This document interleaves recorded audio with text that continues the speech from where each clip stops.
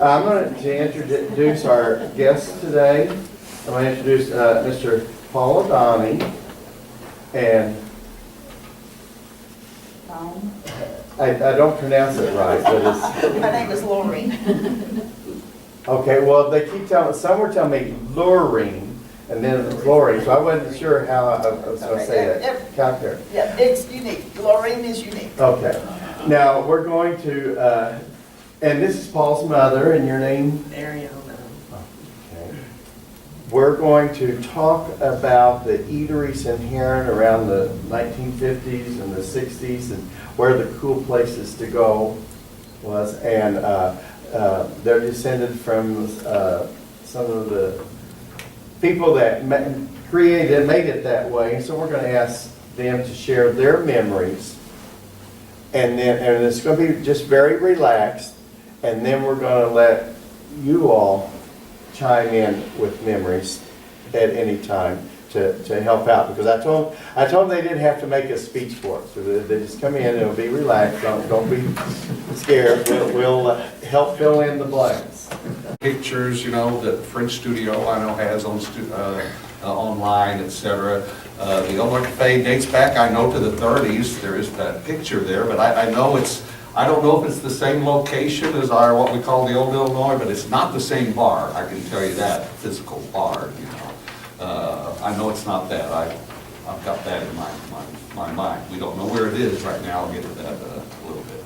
But this is very. First of all, I start by saying we had kind of like two restaurants. The first one we call the Old Illinois.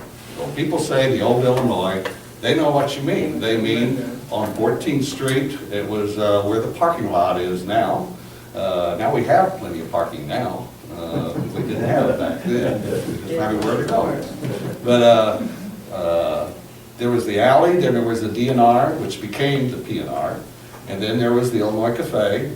Then there was a Spud Shoe Hospital. Eventually, Marky Piantanita took that over. Then, I don't remember his first name, Ballard Jewelry Store was next. And then the last two storefronts kind of were in and out. Shoe store. I mean, there was the shoe store, there was Ballard's, but the last two toward the corner, I remember as a kid a lot of time, the Democratic or Republicans would use the storefront to hand out their bumper stickers. We go get them and put them on our bike. And then you go around the corner, you know, and you had Southern Beverage, which was the Marlowe boys that had the, Budweiser distributor, and of course Marlowe's Theater. So I spent a lot of time at all those places, except I didn't go to the jewelry store. Yes, I was at Southern Beverage, but as a kid, I just loved watching. I loved watching those cases go down the rollers when they let me watch them. And I still remember, you know. So I have memories of that. So that was the Old Illinois. Then in 1962, we moved to a place that at the time was called the Coffee Shop. I don't think the coffee shop was around very long, okay? But years ago, the origin of the building, it was the Lombard Society, which was an Italian-American fraternal organization dated back, you know, the beginning of the century. And in fact, my parents eventually bought that building from the Lombard Society when it disbanded. Okay, and it disbanded and what they, in fact, we'll be talking about Herman Barra, one of our employees, Herman's father was a member of that Lombard Society, so he got a part of that they just divided up among the descendants. So I say we moved there, and it became kind of a different restaurant there. So I talked to Lorraine a little bit, and I think we're going to concentrate a little bit on the 50s, 60s first, and then, you know, maybe progress into later with the Illinois Cafe, which became a bigger restaurant. So that's where we were. Let's start with that. And in case anybody forgot, where was the Blue Front? Okay, the Blue Front was on Park Avenue. I think Total Indulgence is there now. Never really paid attention. I think so. Yeah, I know it's changed. It's changed a couple of times. It was the Gervalia family. I was Gervalia, and my grandpa John started the Blue Front, and he opened it in Christmas week of 1911. And That's right after Herrin. yes, and my Grandpa John had one daughter and 3 sons, and everybody worked at the Blue Front. My Aunt Jo died when I was 2 years old. And the reason I'm Laureen is because she saw a Humphrey Bogart movie that had Laureen in it. So, and that's why I am a Laureen, not a Lorraine. But anyway, I have an old picture of the original Blue Front with Grandpa and my dad and my Aunt Jo, and then a later one with my Uncle John and my Uncle Herman. Uncle Herman is the youngest of the brothers, and he is still alive. He's not doing all that well. He's at Herrin Rehab, so he cannot be here to be one of the originals. And we were saying, in the 50s, I was in high school, late 50s, and there was no choice. I was told after school I would come down and be a waitress for the evening shift. My sister got by with not doing that because she was older than I was, and I didn't have a choice. My Uncle Johnny, the oldest brother, had 3 daughters, Joellen, Sandra, and Gail. Gail, being the youngest of the sisters, lucky her, 2 years younger than me, got the same mandate. After high school, you came down and you worked the evening shift at the Blue Front. So, and that's how I got to know a lot of people. Back then, Herrin was so different. People from Marion came to Herrin, not Herrin going to Marion. Right. So I got to know a lot of people from Marion because I was there waiting on tables. People from all over Southern Illinois. We had customers from Harrisburg, Frankfort, you know. Yeah, Herrin, you know, of course, we had a vibrant downtown. We were known for our clothing stores. We had several furniture stores, you know, as well. And, you know, all those merchants and all those customers ate at the Illinois Cafe and the Blue Front. So, you know, and I want to get this out of the way right away, okay? People say, we need to have another restaurant like the Illinois Cafe, or we need another Blue Front, you know. It can't happen because it's different. We don't have the same town. We can't have the same restaurants. And there's many other things I'm going to get to, but you can't go back, you know. Those were great times and all, but yeah, we can't restore them. But yeah, I started washing dishes, I think, in fact, man over there filming his brother-in-law, Skip, they were our neighbors, and Skip and I started washing dishes, I think, the Illinois Cafe when we were like 12 years old. So, yeah, we're in the back doing that. You know, one of the stories I want to make sure you hear, we talk about the early days, is they bought it in '47. And before that, my dad worked for the Calcaterras, for the distributed Falstaff, because we're related to them. Then they owned a grocery store. They bought a grocery store in the war. Then my dad had to go to war, and she had to run a grocery store by herself, and the butcher. And it was called the Sanitary Market. I always loved that name, Sanitary Market. It's where previously Brown and Colombo Grocery was way back. And Bart Colombo was my mother's father, so my great-grandfather. But Sanitary Markets, it's where, is it still a laundromat there by P&I? You know, across the street? Last time it was a laundromat. But then they decided, my brother John, you know, the brother that left, you know, and I stayed, I worked at the Illinois till it closed. I was a teacher at Herrin High School, but when we sold the Illinois 79, I was still cooking there on weekends besides teaching at Herrin, so yeah, I stayed there. Well, one of my favorite stories is they bought the Illinois Cafe. So you think these were expert restaurateurs? What was it like your first day when you opened the doors? Oh, that door opened and I couldn't even carry 2 cups of coffee. I didn't know what to do. And Jim was learning, he was teaching him how to make chili mac. And the man got sick and died, and there we were, we finally just barely knew, so we were in that restaurant, and all we had was barbecues and beef sandwiches and chili mac, spaghetti. Then we had Herman there, and then Lorraine, she helped a lot because she taught us how to make French fries and salads, because she had worked in Chicago as a waitress, and she came home. And then she met Herman and married him, and then they both worked there. And see, Herman was a bartender at the Limar before, the Limar Hotel, the bar. There's no picture of the Limar Hotel, always got a kick of where Herman was there. Herman and Lorraine were there from the beginning to the end. In fact, when I was a kid, I don't know how many times people say, yeah, I saw your dad. They thought Herman was my dad, because Herman was the upfront guy. He was the guy at the bar. He was there at night when kids were in there. So a lot of them thought that was my dad. So yeah, Herman helped a lot with the bar, and Lorraine taught him some things. And my dad always said the guy that taught him most about cooking was named Charlie Huey. I don't know if any of you remember Charlie Huey. The way I remember him is when I was a kid, he was the tamale man on Park Avenue.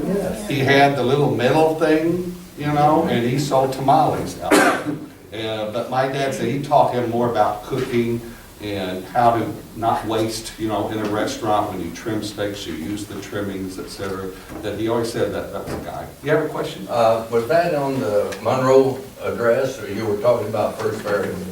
The Monroe street address rather than 14th here. Right. What year was it?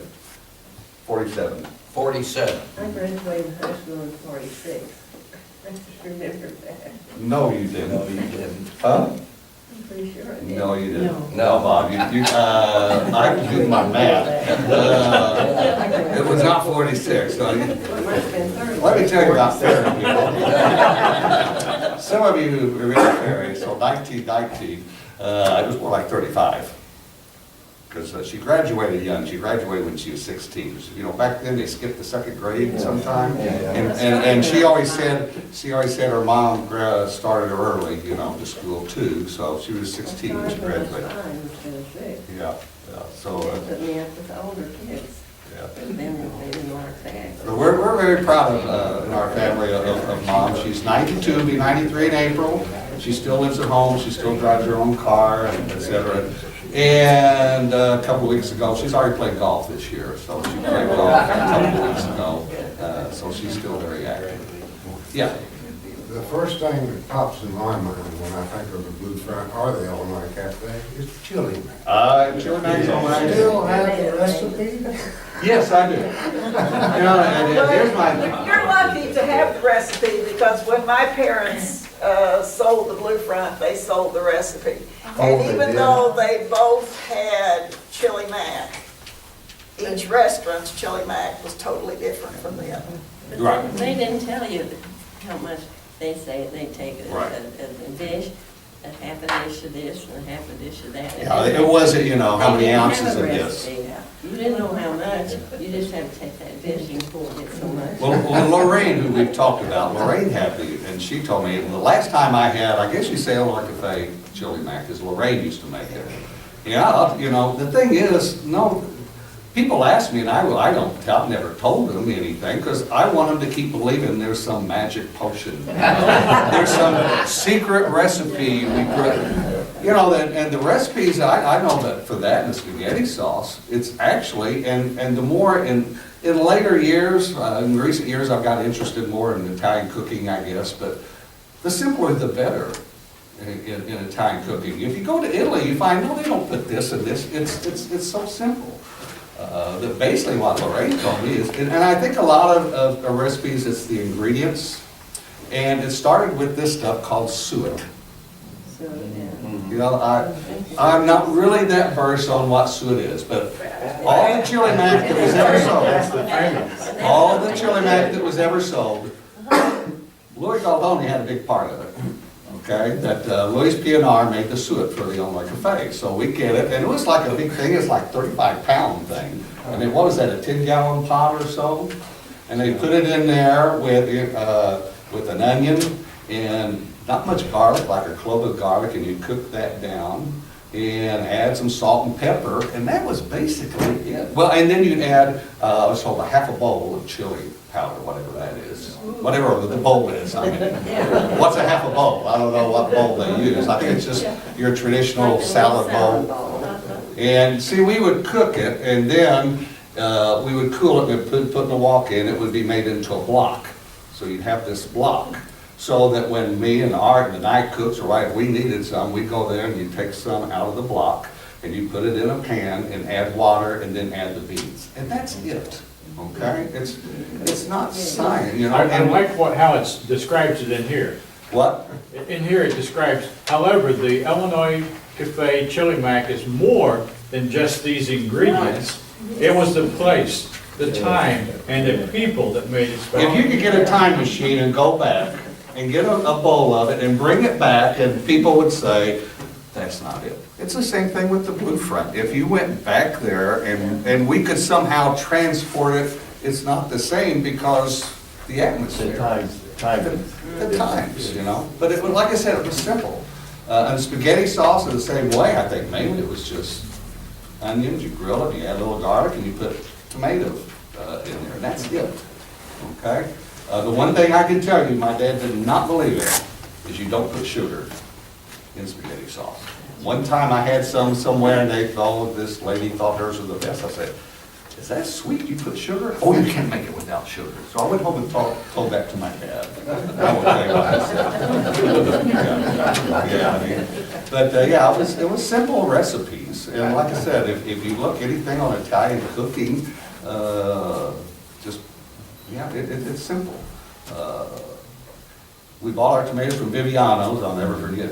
Viviano from St. Louis was the distributor. If you knew John Viviano, he was one of the all-time characters. Supposedly he was on the Andrea Doria when it sunk.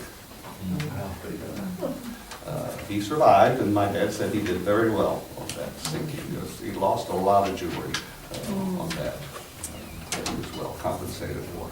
But he thought that, and the spaghetti. The other thing is, it's hard to find spaghetti like we have. The spaghetti you buy in stores is that little skinny stuff. And, you know, I think it was RF, was that what was on it? Mostly RF, Yeah, RF, and it was in boxes that long. 20-pound boxes. Yeah, it was a big, thick spaghetti, and I think that was part of it too, you know, getting the spaghetti ingredients. So what do you remember else about chili mac and stuff? Oh, the Italian bread.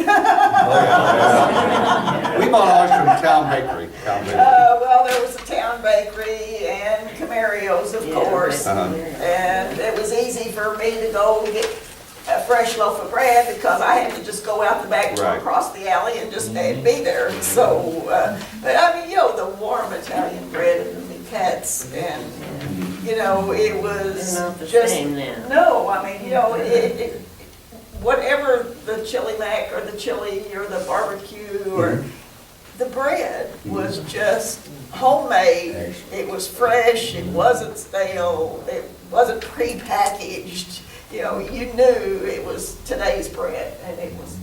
Right. We made ours Italian beef on maquette, and the thing I remember is we'd always put butter and we'd grill it. And, you know, I can still feel that feeling of biting into the Italian beef, that crunch, the crust, you know what I mean? And that's what made it, I think, more than anything, was the, you know, like I said, it's the ingredients of the Town Bakery, it was the P&R, and, you know, Viviano, and, you know, we were getting really good basic ingredients, you know, to start with, was a big difference. And like I said, it's partly, it's just, you know, just the time, like I said, Herrin was just so busy back then. You know, here they started a restaurant. Well, I think if you start a restaurant today in Herrin, I don't think they're going to be breaking the doors down the first day.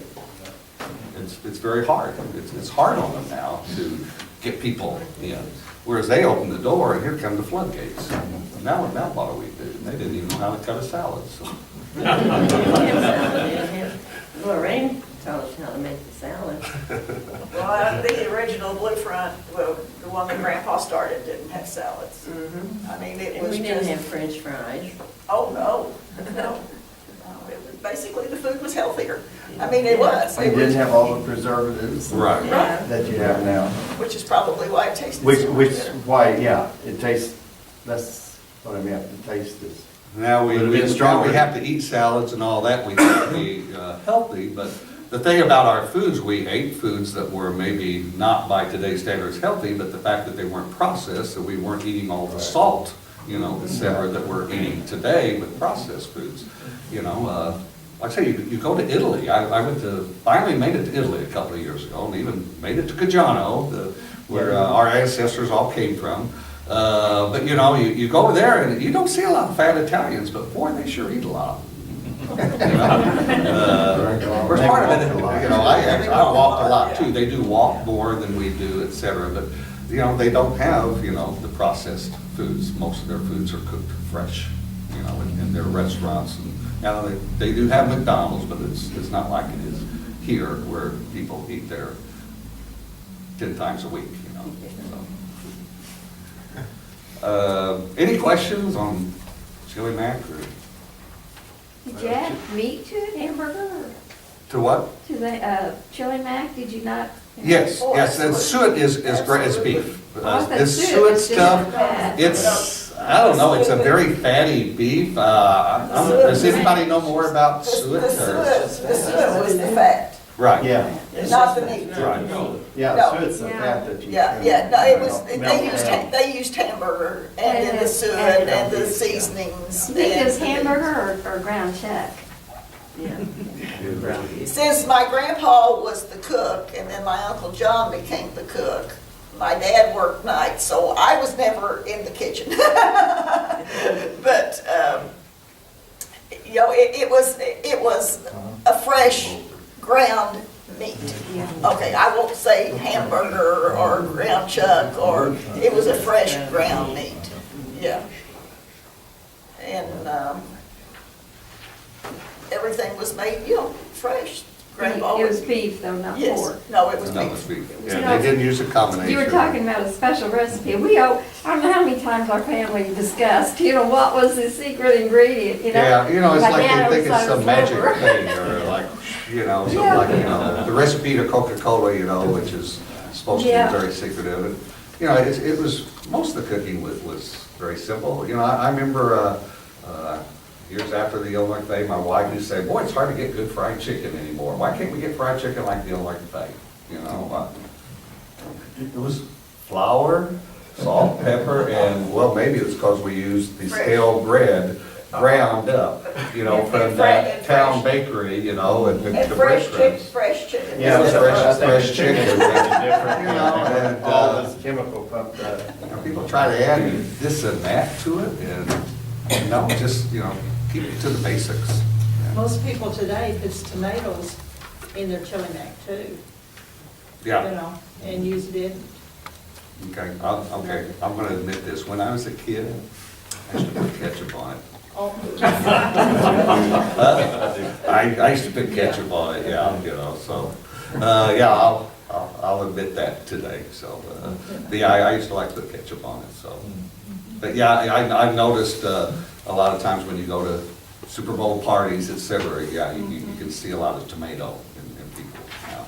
So Art, this is Art, he's one of our how long did you work there? When did you start? Well, I started Jim Ferry in 1955. They haven't been in, they've been in there about 8 years before I come along. I was only 15 years old when I started to learn cooking. You talked about Charlie Huey.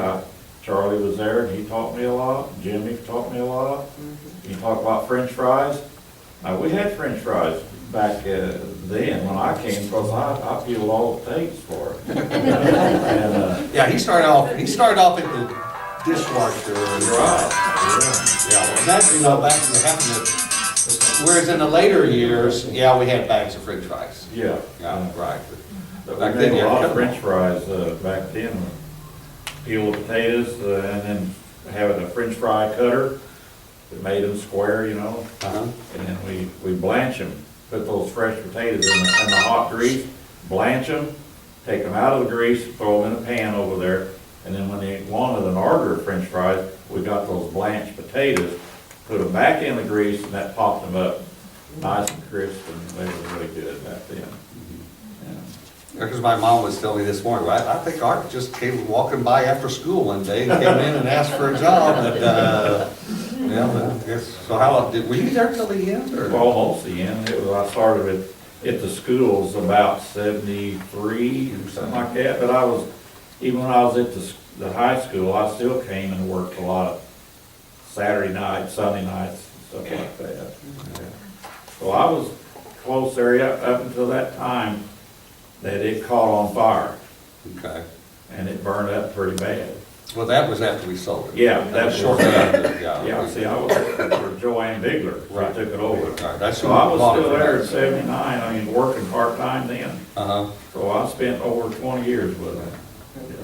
and, well, more than that. Oh, yeah. I'll say Yeah, over. But, you know, the thing about, you know, back then is, it was the same employees for so long, and most of them are gone. Most of them are. Here's Sperry. She's still here playing golf, but, you know, and really when I think of the old-time employees, there's really Art and there's Bill Brayfield. Bill Brayfield was the day bartender. And, you know, they're like my brothers, okay? You know, they were part of the family, you know?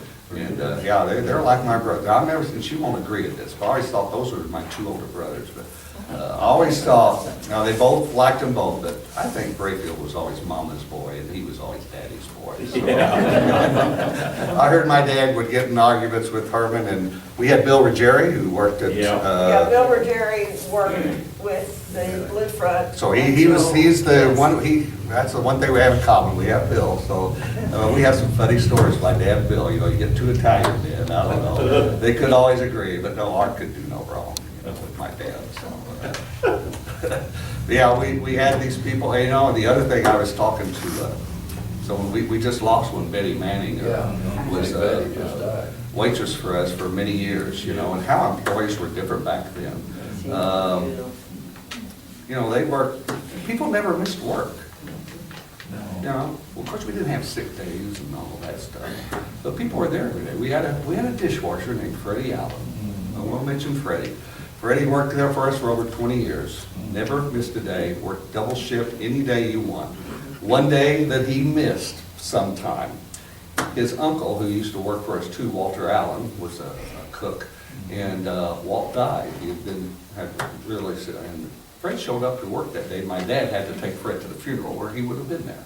You know, that's the way people were. Like I mentioned to Betty's daughter, nobody ever missed. You were there every day, you know. That's the way I raised, so that's the way I was when I worked, you know. You're just supposed to get up and go to work. They didn't have a choice when they owned it, you know. But, it's different. So who are some of your old employees that you? Well, ours was a family Mostly just business. family? Uncle Johnny, the oldest brother, was the cook, and Bill Ruggieri worked in the kitchen with Uncle Johnny. Then the only surviving son, Uncle Herman, would come in mid-morning, and he would work the noon to early evening shift, and then my dad would come in for the evening shift, and he stayed and closed around 1:30, 2 o'clock.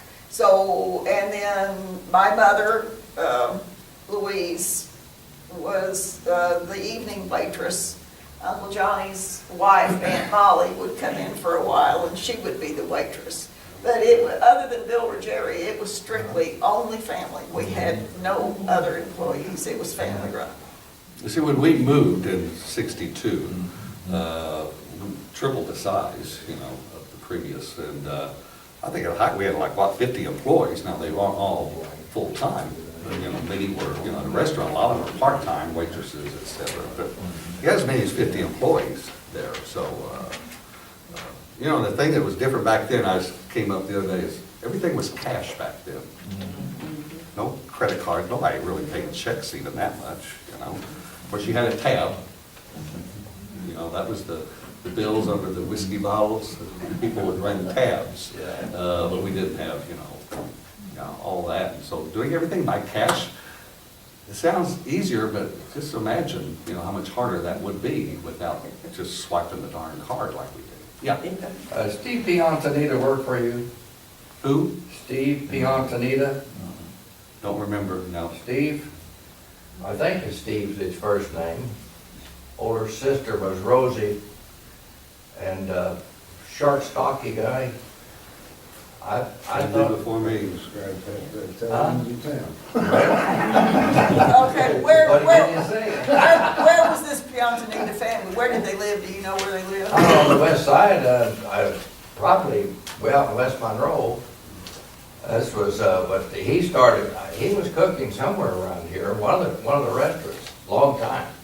And the only Piantanese we know are obviously the shoe hospital, you know, Markey, and Eugene Yeah. still has, you know, that business where, today. But yeah, I don't know any, those are the only Piantanitas I ever knew. Well, Rosie used to work for us at her house when I was growing up. She worked at the house, she was the older sister. But I think it's Steve, he was always a cook. And I forgot where he was cooking. I thought he was here in town was cooking, but So who, like at the old Illinois, who was there besides Charlie Huey? Do you remember? I don't. We had an elderly lady, her name was, well, she might not be an elderly back then, Oma Roy. I remember Omi. Yeah. Omi made the transition to the new restaurant, I think. She did. She was there before Hazel Johnson. They're like the older woman, I shouldn't say little older, they're probably about the age I am now, you know. But Then we had. they're the ones that could make soup and that stuff, Oh, you yeah. know. Oh, We had gosh. Bill Young. Bill Young, Lorraine's brother. Lorraine's brother. He was a night grill man. Mhm. Taught me, you know, everything about the grill back then. Mhm. Well, that wasn't many more there when I was there. Of course, it was much smaller, you know, to me, the old Illinois was what they call a bar and grill today, I think, you know, it was much more informal, much more limited menu, you know, so yeah, today they call them a bar and grill, I think. By the way, the back, what was it, the old Illinois, the back where the side of the bar, that's at Chivy's Lounge today. That's the back of the bar at Chivy's Lounge. Now, the bar itself, it was in the it was years later, someone told me, oh, I found out what happened to the Illinois Cafe bar. That they claimed it was, there's a hotel on Lindbergh called Henry VIII in St. Louis. And there was a bar next to it just opened, someone said, that's the Illinois Cafe bar, so I had to go there. I went there and I asked the guy in there, I don't know, I get someplace in East St. Louis out, but I could never confirm whatever happened. But you know, it's funny how that old Illinois, you know, that with that old bar and those lights behind, and I always used to love the recessed lighting that was around in different colors. Well, then in the 70s, everybody wanted to go modern, you know, and all that, and streamlined. But you look at most bars now they open, it's like we're trying to recapture the old bars. They look like they're trying to get the old-fashioned bars and the lights behind it. And I've even seen in places, I think, you know, I get a flashback when I see that recessed lighting. So it's funny how we're trying to recapture, you know, that. I have half of the old blue front wooden bar in my basement.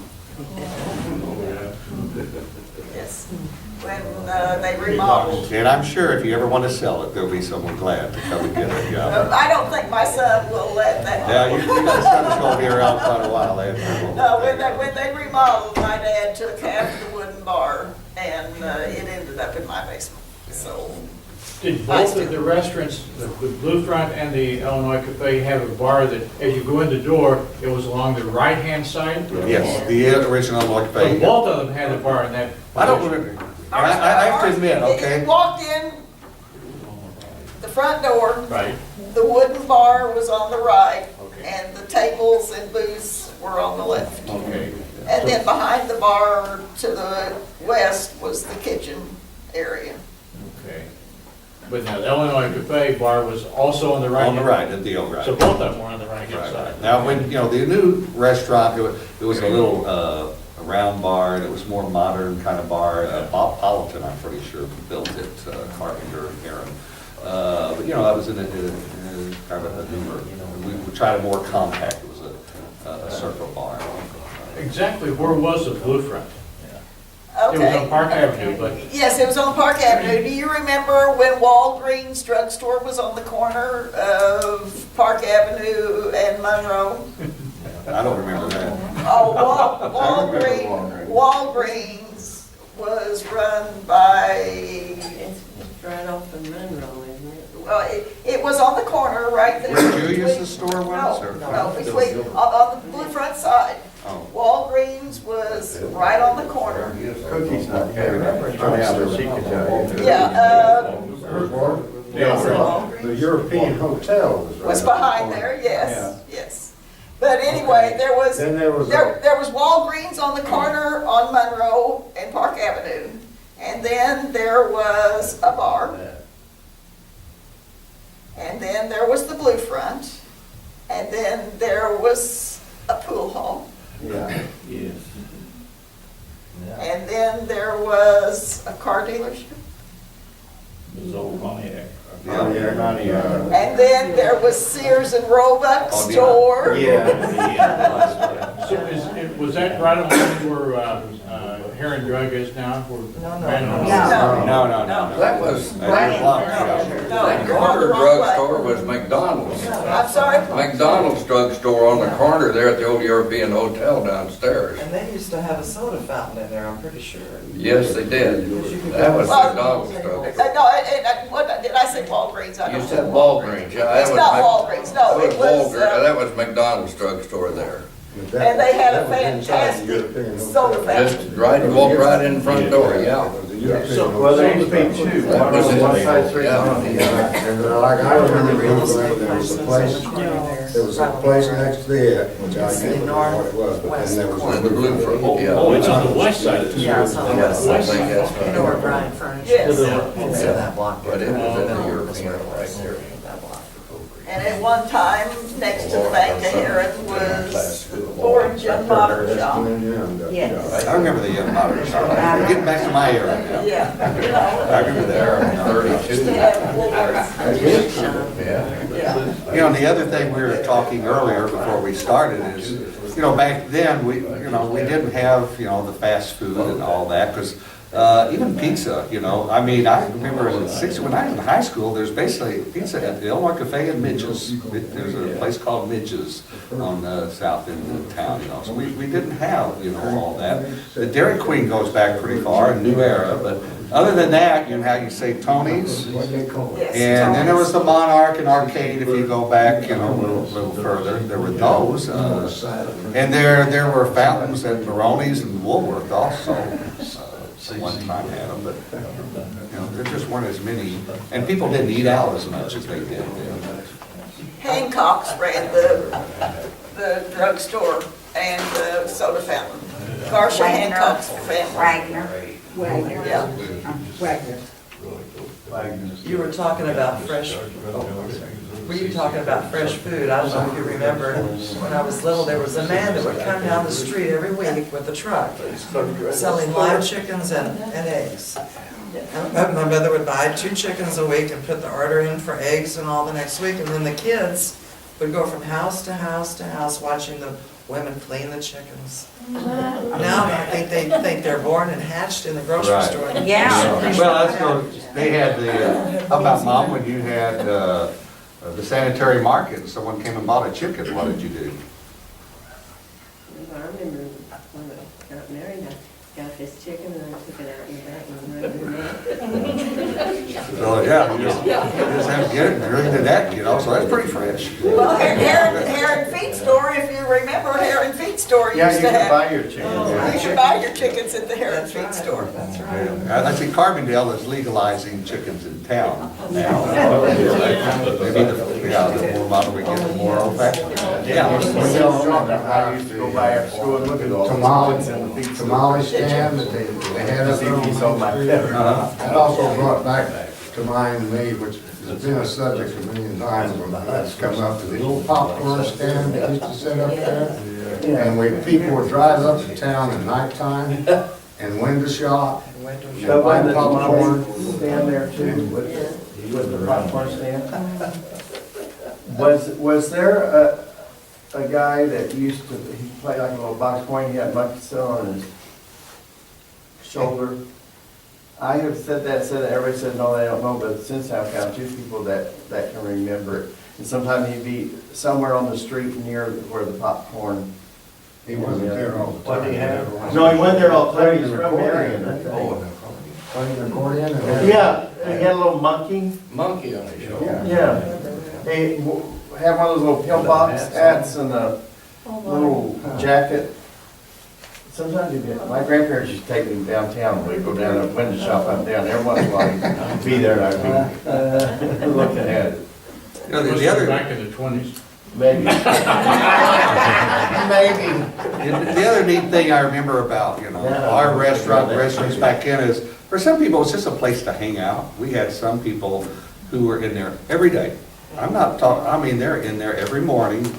When we got a new restaurant, there was a tradition called the Illinois Cafe Round Table. There's a big round table in the back, and all the guys would come in the morning and get coffee. They would serve themselves. Ethel, the morning waitress, just left them alone. They would serve themselves. They'd take turns going around pouring coffee to everybody, and there were donuts from the town bakery, and everybody would go jiggle the change, act like they were paying for it, It was a neat time because, They didn't give a check, they just went. Right. It was always a sports atmosphere, with Herrin High School sports, so yeah. It was probably a place a lot of the coaches didn't like, although my dad was a very strong supporter. There's in the Hall of Fame in Illinois and Herrin High School because he used to feed the teams and take care of Herrin High School sports. But yeah, they'd always be talking about the ball game and the other thing neat about the Illinois Cafe is my dad and Herman and Art are huge, as well as myself, huge Cub fans. Yeah. And back then, almost everybody was a Cardinal fan. They didn't have TV, WGN, and all And they are that. now. And so that added to the atmosphere, let's just say, as well. Yeah. So that part of it I'll never forget. So. And she wasn't just the waitress here. She was the strength behind the throne here. She was the treasurer, the bookkeeper. She kept all the books. And Art, do you remember how we got paid back then? Oh, yeah, we got paid in cash, and she put our paycheck in a little bitty brown envelope. Every week. Not every other week, every week. You got one of those little brown manila envelopes that have a little tab on it, and you'd have in cash some of those. to the penny, and that was done every week without Quicken or anything else, without a computer, and so she'd be back there in her little cubby hole every Saturday morning filling out the pay, Well, when we got married, I went to the bank and got, an account and brought the check home. And I said, here's the check. And told him to write a check. He wrote 2 checks. I don't want to do it, you do it. So then I could write all the checks and keep the books, and he'd cook. So all of those checks that were written, those hundreds of checks with James Aldani. Yeah, no, that was the James. If people thought, boy, that James Aldani, Jimmy's got pretty good handwriting. He never wrote a check from that checkbook, never. Yeah, everything was paid with cash, that's another thing, how times have changed, so. Any other questions, or? That wasn't big strokes, was Not big, so that was on the side street. That was on Cherry. Cherry. That was on Cherry, yeah.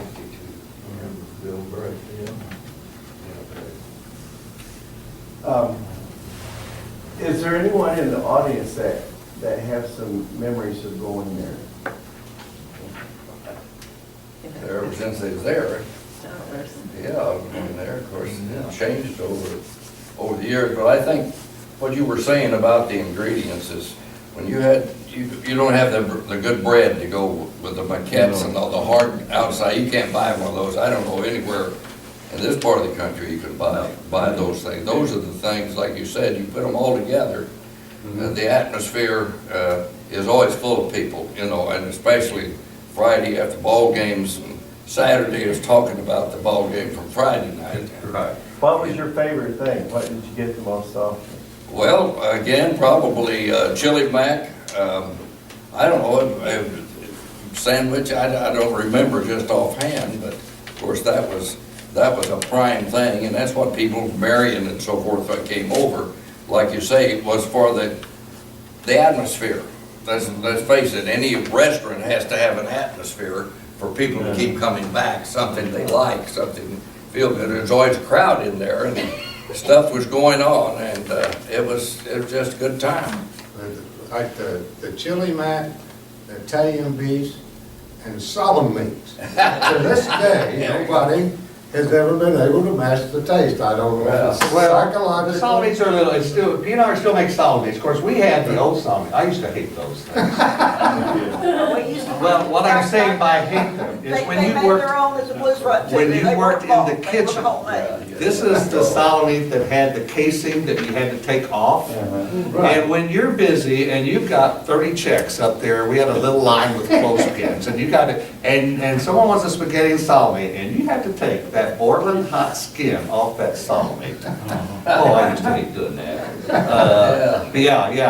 And now they make it where the casing, you just eat it, you know, it's different now. But yeah, I used to hate taking those off of there. I still take my casing off. I won't eat the casing, no way. But if you grill them now, they just kind of go away. Oh, I used to hate taking those casings off. I'd go walk down the street and I'd look in the blue front all of a sudden, you know, you look them up. Well, one time I saw my teacher, well, I'd never seen a teacher outside in school. It's like teachers, I'm a retired teacher too, but so later I saw it from the other end, but you know, it's always like teachers don't have a real life. You know, they're just, and it was like, that's my teacher, but this isn't school. And I still have that picture in my mind all the time. Right there looking at it. But you did have that little light in the window there. Yes. And I'd always look at them. As cooks, we had certain people that you could tell when the order was made, you knew who was out there. My favorite, when you talk about chili mac, I think the most famous chili mac eater in the history of Illinois Cafe was Dr. Kane, Danny Kane. He used to come in, and when they said an extra large, when we went to the new restaurant, we had steaks there as well. We had a huge platter for the porterhouse, and he wanted it big. And I remember once Bill Stutz, one of the guys he works with, Fire Bill, said, he's not going to eat it all this time, and I don't care how much you put on it. Danny King could eat it. Of all the things, it was a doctor. It was a doctor, and he could eat the biggest chili mac in town. Yeah. But he was probably our #1 chili mac eater. Well, I know both places, as when I was young, was a kid, you'd always hear about, well, it was like, oh, you really went uptown if you went to either one of those restaurants, well, around 4th Street anyway. It's like you were at the big places. But when we opened the new place, see, we still had what was called the tack room, which was still kind of the bar and grill atmosphere. But then we had the trellis room, which you could get steaks, and it had the fancy glasses and tablecloths and that kind of thing. So that gave us more of a, and we could do banquets there too, which is good. Got a question? Yeah, I was kind of from the younger generation, but I always remember going after the games. That's where we'd go and hang out. And when you had a date that didn't drive a car yet, that's where your date's father would drive you to the Illinois Cafe and pick you up and take you to the dance. So it was quite a fun place to be. There used to be I saw in an old newspaper once, when I was at the library, Linda Banks was always collecting, historical things, but she had an old paper, and as soon as I saw it, I remember that ad. It was your friend before and after the game. For years, that was a slogan for the Illinois Cafe, your friend before and after the game. But yeah, especially, when it got there, when Herrin really had a good run with Restivo and Ferguson's teams, we were prepared. We knew after it's going to be packed after those, because the gym was full, and it was packed after those games. My dad loved sports. The other funny story I remember is Jeff Ferguson. I mentioned that reminds me. Jeff's the one that actually got my father in the Illinois State Hall of Fame as a friend of basketball because of all of his contribution. And my dad started a tradition of 50s where he fed the teams. So he always fed the basketball and the football teams. And I remember Jeff told me once it was a holiday tournament or something. He said, "Well, Jimmy, I don't have much money. Can you give them maybe some pancakes or something? We're playing in the afternoon, we're going to play in the evening, and I'm afraid these kids are going to come." He said, we showed up and we were served steak and eggs. And, half the time he wouldn't even charge them, anything. Pay what they could. But, yeah, so, and he was always there at the games too, So, yeah, that was part of the atmosphere. I guess the booty started with you in 50, 51. probably was the first time they ever fed any teams. I never Yeah. remember before that anybody getting fed. Because my dad stayed very good friends with Caboody the rest of his life, you Yeah. know, stayed in contact with him. Yeah, And I think it all started there. Yeah. that's where it all started. Right. He got the teams going and really led up that 57 championship, you know. And the rest of all the 50s actually had good ball teams here. Right. Like I said, that, and like I say, I just remember the downtowns being so busy, so I imagine sidewalk days, remember those days, it would be, remember when sidewalk sale was a big old deal?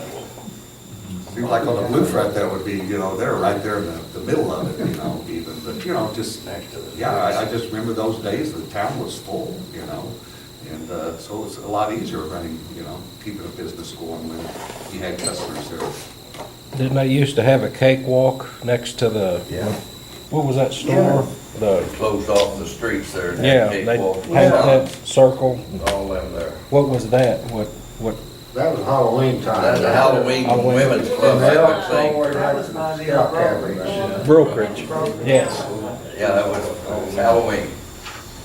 I'll tell you a good one about the Zwick boy, Malcolm's boys. They had, Burton, he was about 5 or 6, and they had the women's club had, they went to the city park, they finally quit having it there, and they had fishing deals and so forth. And they was all getting prizes, you know, a dime or so, and he came up, my wife was working that night at that booth, and he said, "Say, I'd like to fish there." He said, well, it cost you a dime, and he says, "I don't have a dime," says, "Malcolm's my dad," says, "Could you charge it to Zwick's clothing store?" He learned her, he started this way.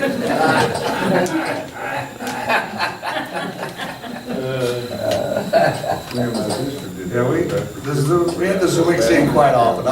You know, we have a lot of stories, some of them are just edited, you know, we decided before we started. Yeah, I've got some funny memories with a lot of people, customers that we have, we just can't say them all.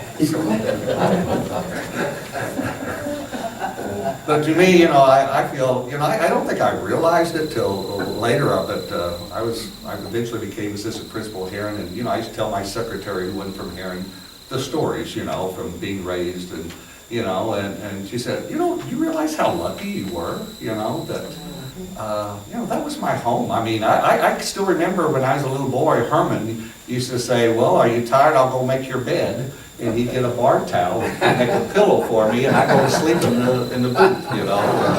But, you know, and I'd ride my bike up there, you know, every day, and all the people I knew, you know, I had great parents and great grandparents, but, you know, I can meet people like Banjo Barra, who was, I don't know if anyone remember Banjo. Banjo didn't have any kids. Yeah, he did. He had me. He had me, and he had my boys, you know, and him, and, you know, Amos Freeman, Kenneth Hill, I don't know, remember Kenneth, the carpenter, he was deaf and dumb, but he was a handyman, he was always around, and he'd take me home with him sometimes, a donkey caliper. You know, I had people like that took me here and took me there, so, yeah, it was a really rich life being raised that way, and like I say, that little article I gave you, I wrote for Herrin Fest a couple of years, and, you know, things were so simple back then. She told a story a little while ago about, or to me a few days ago, about, who was it? Was it Cokie, who was Lorraine Barra's sister? What did she say? That When she came to work, she saw Paulie, he was on Park Avenue sitting on the curb watching the cars go by. You just do that today on the business. Cars running so fast. You know, and I just would walk, I was a Bailey's regular, believe me, and even younger than that, you know, going to Woolworths every day. And then he'd go to Woolworths, and it'd take him a long time to decide what he wanted, but they just let him take his time. And then he finally said, well, he wanted this and that. You know, they give me 50 cents or something to get me out of the way when they're busy, I think. But, you know, I'd walk down there by myself. I still remember at night when I was young, I used to go uptown when the stores were closed, but the policeman that would go and turn the lights off, I still remember that. they'd have those wick lights, but there was a switch up high, and there was a walk-around policeman back then, and he'd go and he'd turn the lights off, and I remember kind of walking around with him, doing that. Yeah, you can't, can you have a kid do that now, go uptown by himself alone, That's what one of the things I remember. Oh, yeah, very, very lucky. Damn, they were on the park. You talked about Dante Caliper. We lived across the street from him there on 8th Street.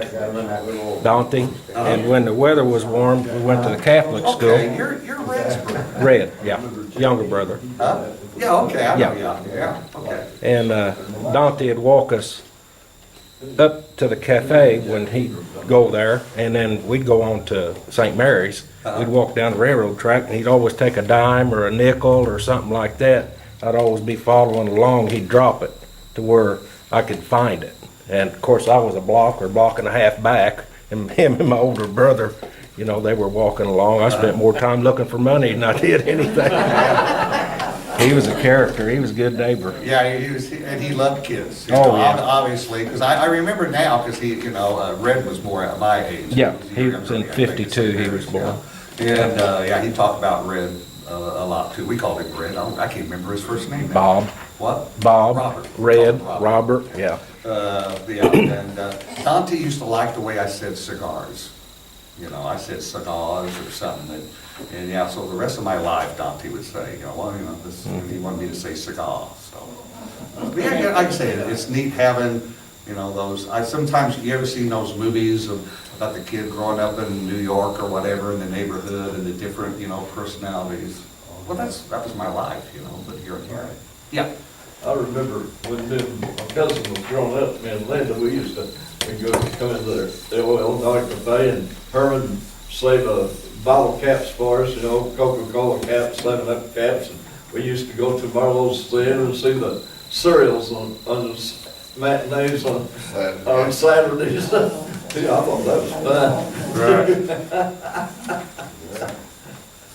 Herman was our, he was the upfront guy, like I said, and he loved kids too. I don't know, I wonder how many kids he picked up and held over the years. But, yeah, he, I liked a lot of, like banjo, whereas Dante did have one son, Jerry. Jerry. Mm-hmm. But, a lot of them, when their kids grew up or et cetera, they just, people like that just, I guess are drawn, to kids not having their own. Amos Freeman, who was a really, really good person like that to me, too. But yeah, Herman didn't have any kids, but he had a lot of kids came into Illinois Cafe.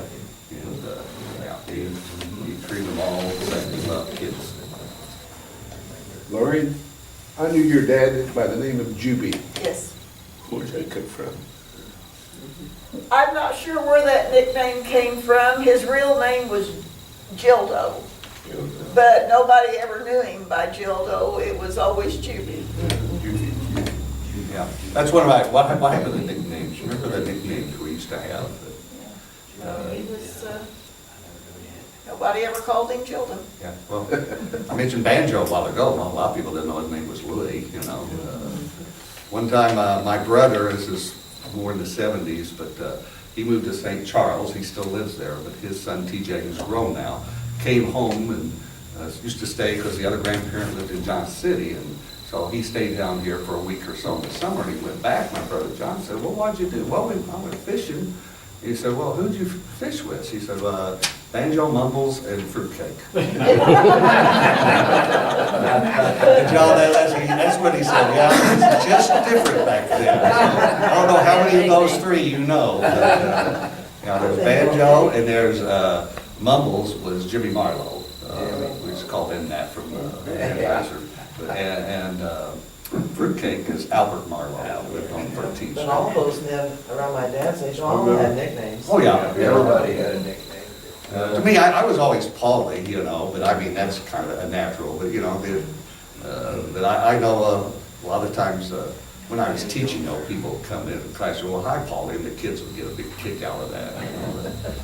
But yeah, I don't know, I think I forget some of them. I always liked Stinky. There was someone named Stinky. I always thought, really? And, you know, Some were not complimentary, that's true. and the thing about fruitcake, it kind of changed over the years, connotation, I think, from original, but, you just don't hear the nicknames like you used to.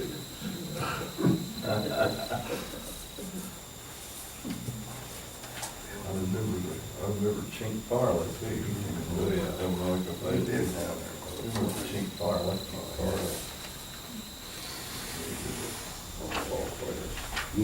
Oh, yeah. You never grew up. Jack Solomon, all of them. That's later on, besides the guys I mentioned earlier, when I was, the next generation, I guess, was Paul Davis and Hal Norman, Denzel Walker, and Jack Solomon. All of those guys, I guess, would have graduated in the early to mid-50s. They used to hang out at the old North Bay. They'd be there every night. They're regulars at the bar, et cetera, and then, eating at lunch. Dickie Grindle, another one. But I was a kid, so they started picking me. I was the bat boy for their softball team. So when they would go off, they had an adult softball. So they took me all over the place, So that was like my next, I was like 10, 11 years old then. So for years, they used to call me the bat boy. Paul Davis always called me bat boy, after that. But, so many of them are gone.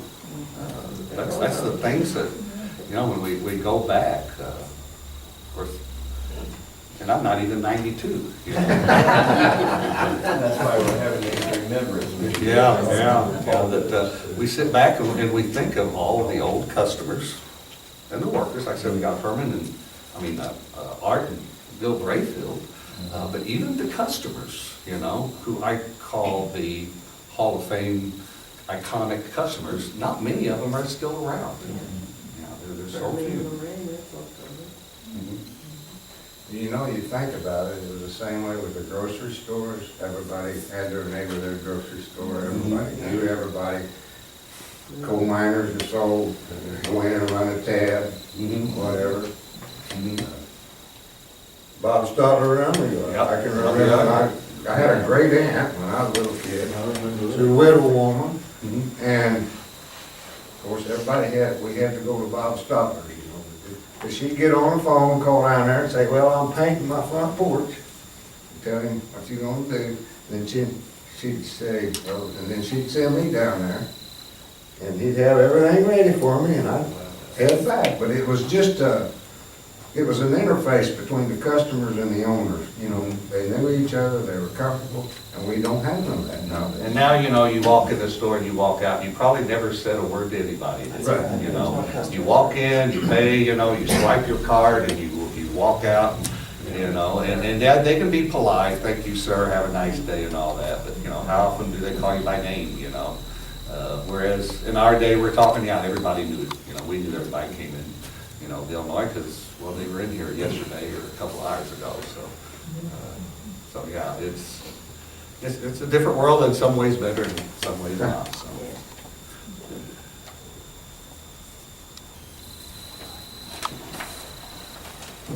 Do we have anyone else with some memories they want to share?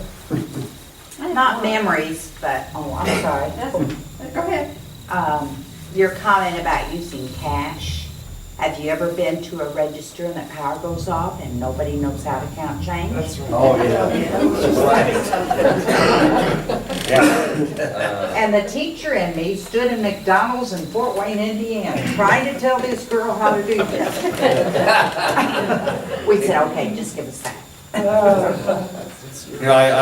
One of the many things I guess I had a restaurant of my own for a little while. I used to run the ballpark. I was the ballpark. I took over for Bill Benally, so a lot of you probably remember Bill. Yeah. But I took over a little bit after him and had to run the concession stand. And I hired, high school students. And, I had an advantage. I knew them. And I knew who were the good kids. But you'd be surprised, the ones who were even good kids, we'd have to teach them how to make change and how to count up instead of, they want to subtract in their head. They're doing subtraction instead of counting up, And in fact, you talk about cash, like I stop at Huck's to get coffee every morning and 2 or 3 in front of me, they buy a soda and they swipe their card, you know.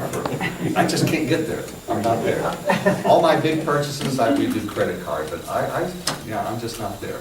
I don't do that yet. I was gonna say, I remember my family going to Illinois Cafe in the 60s, and that's where we would dress up and go out to eat someplace special. And the thing I always loved about the Illinois Cafe were the chairs, those Windsor chairs. On the trellis side, on the, where the tablecloths were. Yes, yeah. Like you said, the glasses and the. Right, and they had the amber glasses. See, on the other side, we just had plain little glasses, and there were plain tables, and there were booths, the old-fashioned booths, you know. But on that side, yeah, I guess, and because we didn't have fancy places. But that was like what I said, where it's like, if you went to either one of the places, you were going uptown. It was like you were going Yeah, that was special. special. I even tried to buy some of those chairs at one time, and it was just shortly before the fire. Yeah. It just made me sick, you know. Just, Yeah, I don't know, where was a fancy place back then? What was fancy eating? I don't know. Can you think of any, or? There was Ferris's. Arcade. See, I'm not sure how The far back Den. Ferris is. The arcade. I'm not sure how back Steakhouse. Tom's goes, I don't know. The Den and Ziegler. And Tom's, of course, The Den. and the Den, Yeah. and Ziegler. Yeah, we used to go. Yeah, to but the for Den. here, we were thinking these two places, that's why we're. Well, the only other real restaurant at the time was the arcade. Yeah. Yeah, I remember that arcade. Yeah, and I'm not sure, when did the arcade become the Monarch? It never became the Monarch. The arcade was the Monarch. No, the arcade was always the arcade. The Monarch, Okay. a block away, But I was mean- always the Monarch. But were they there at the same time at one Yes. time? Okay. Right. Yeah. The Monarch is one street down. Yeah, I know where the building was. Now, But it which- wasn't a Which one was restaurant. Lualdi? Which one I'm was sorry? there? Oh, the arcade was the one. Okay, yeah. Monarch In wasn't fact, a I was hoping to get Margie here to talk about the arcade, but she didn't feel good enough It to. just attacked. I'm sorry? The arcade was not a restaurant early, when the other was going, the arcade was just a local neighborhood tavern, you know. All the guys came down after they were closest to number 7 Mines, and everybody took their miner's bucket over there and Right, get yeah. beer for a dime, and get a whole bucket full of beer for a dime. Well, I used to ride my bicycle to the Monarch and get a bucket of beer for my grandpa. Right. I heard the same thing Banjo used to tell me. Not until that. the arcade really went out did they start serving food down. That's when Bill came over there. He left the Den, he was working at the Den in Ziegler, and I think when they about closed out, he came over here and opened the Monarch into a restaurant there, is when Bill came. Well, the arcade sold food when I was at grade school. Oh, yeah, they were, in the 30s, and they were the first to use a charcoal steak. Teja, I think, was the cook. Yes.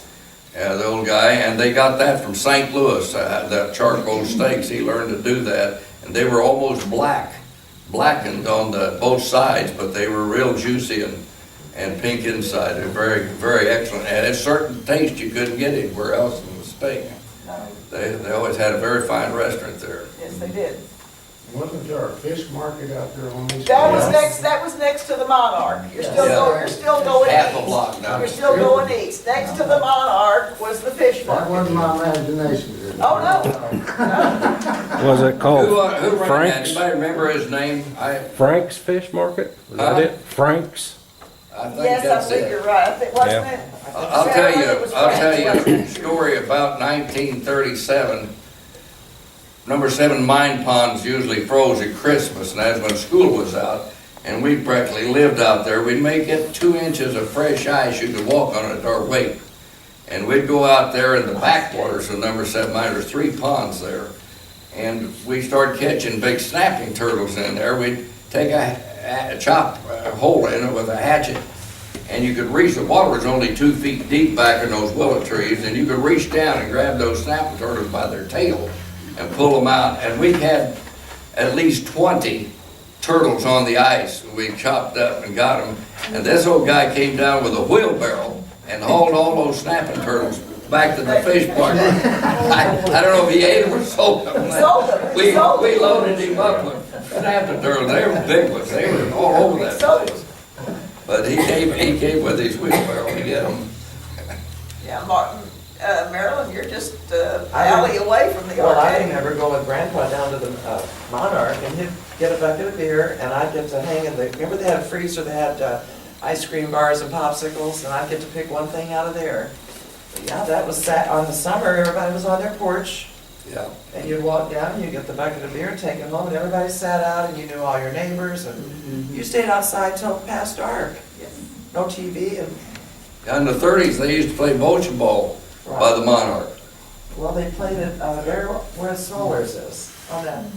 But they go on down there, they used to, sometimes they'd be playing at the back. I don't know, they had a place there in the back. Marilyn, we don't remember the edge. 30s. No, we don't. I remember my mother said on the corner of, I think it's 9th and, well, where Smoller's is, it would be, 9th. it would be the southeast Between 9th and corner. 8th, yeah. The southeast corner where the lumberyard is. That used to be, they used to play bocce there. Yeah. That's her sister lived across it. No. Yeah, I remember the Monarch fondly. And you walk in, you could smell the beer. Oh, You yeah. walked in the door. Oh, yeah. Well, we didn't have air conditioning. No. Well, I'll tell you, it And wasn't the until about bar side. 10 years, it was about 8 years ago that I didn't know what that Monarch meant. The mines was called Consolidated Number 7 Mines, we knew it, but it was also called Monarch Mines, Number 7 Consolidated. And as the reclamation out there, if you walk out there, probably in the bushes now, I walked out there and they tore the old office down and graded it, and they've got a big, about a 2.5 foot diameter bronze plaque in the ground representing the shaft, but they said 60 feet over was the shaft from where they put this, and it says Monarch Mines. And I thought, Monarch Mines, I never heard it called Monarch in my life. But that's the actual name of it. I looked it up just this last week. And it's Consolidated Coal. When the Big Muddy Coal and Iron Company owned it first in the 1897. I just got this week. Wonderful computers. I don't know. Somebody ran it up for me. 1897 to 1920. And from 1920 to 1940, it was number 7 Consolidated Coal, Monarch Mine. And then from 20 to 40, just before the war, it was just called the Monarch number 1 Mines, or number 7 Mines. And at our lumberyard, our old lumberyard, before we tore it down, remodeled in '57, we had a vault there, a brick vault. Is about 4 by 10 feet long, and it's 18 inches of brick around it. And on the front door was a steel door with a bolt handle and combination. And on the front of that says Big Muddy Coal Company. So they must have owned that lumberyard in 1897 or so when they first opened it to provide, they built houses out there at one time along the road were home houses. By I know in 1904, 1905, my grandmother,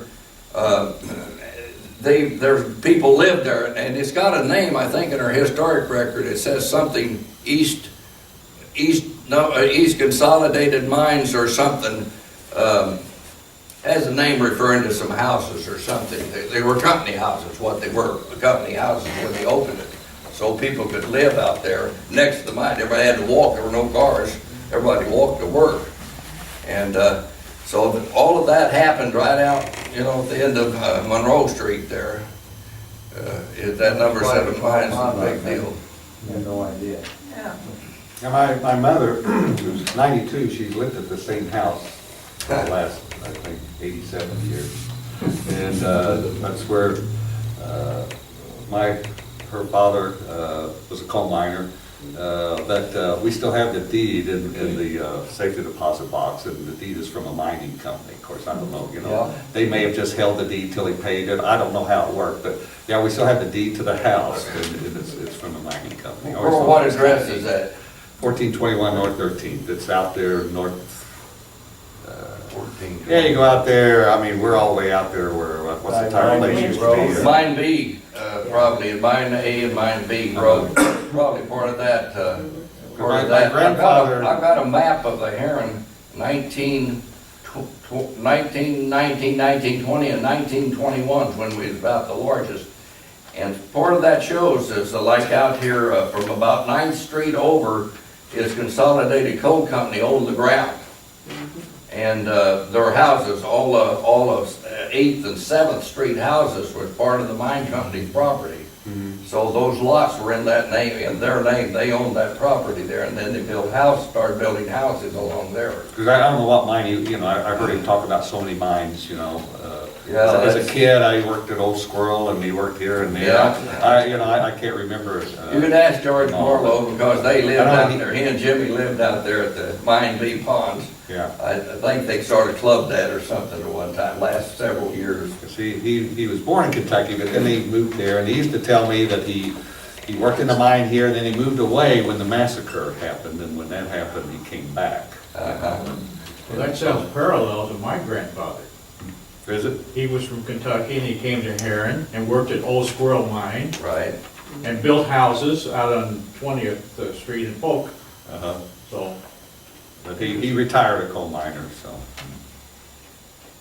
Mine there in Kentucky, and he come here, and mine, then they go back home in the summers and put out all the corn, and then come back, and work the wife, and then go back to Kentucky and pick it all, and then come back. very progressive, amazing. Amen. Amen. A-M-E-N-T, amen.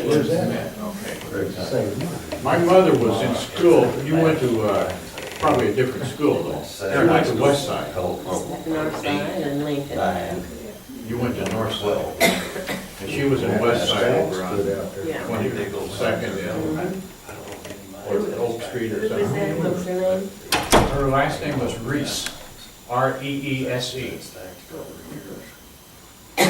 And she skipped a few grades too in high school, but she graduated probably a few years before you did. I think it's like 35. I think my mom graduated 32 or 33, something like that, 1932.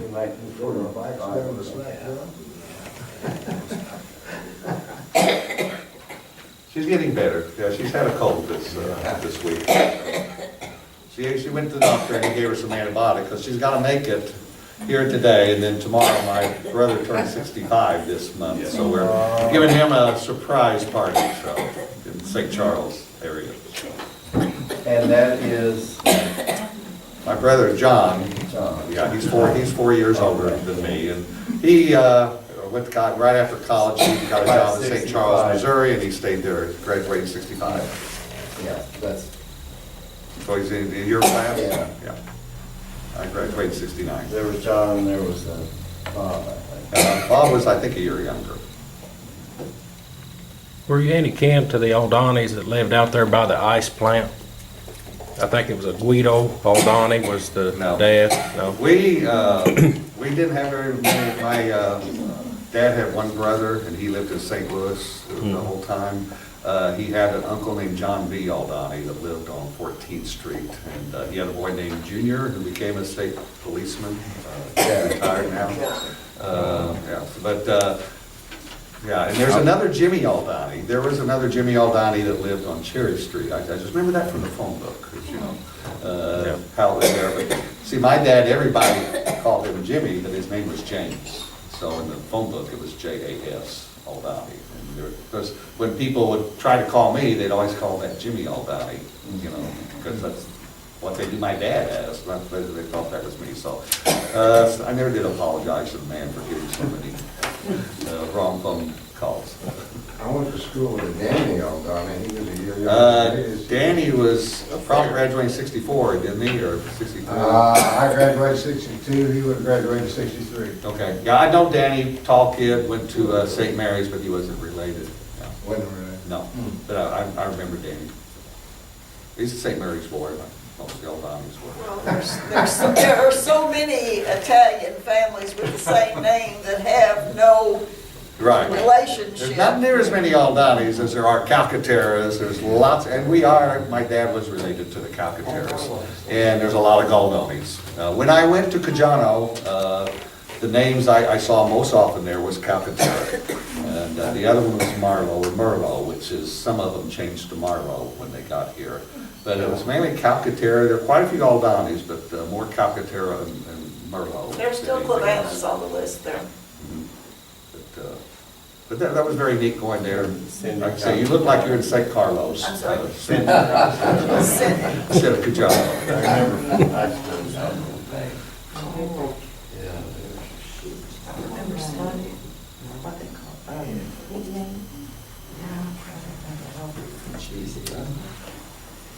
Okay, if you would like to remain and chat, you're welcome to, and Lorraine has, or Lorraine. Lorraine. I still haven't got that. Has some photos up here to share if you'd like to see those. We have a lot of refreshments over here on the table that hasn't been touched yet, so go for that. And we want to thank our guests for coming today and sharing these memories. And what we try to do is take a walk down through Herrin every once in a while, and we all feel good afterwards. So we want to thank you very much. So.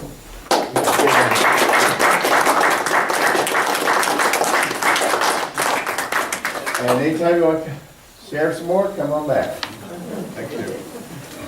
Well, maybe one day we'll get the arcade and Tony's on the list.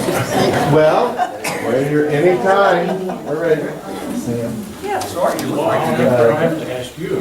All right. When our first wife used to work in a restaurant, and since there was only two in charge. Well, no, there's more than two. I mean, Yeah, plus no, they have no look underneath. Okay. She would have graduated in 1958. I was class of 58. Well, I don't think we're going to be stressed.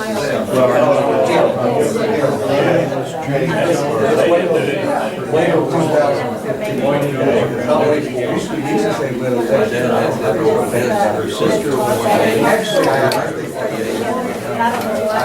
She graduated high school. Yeah, he's really mad. I graduated first.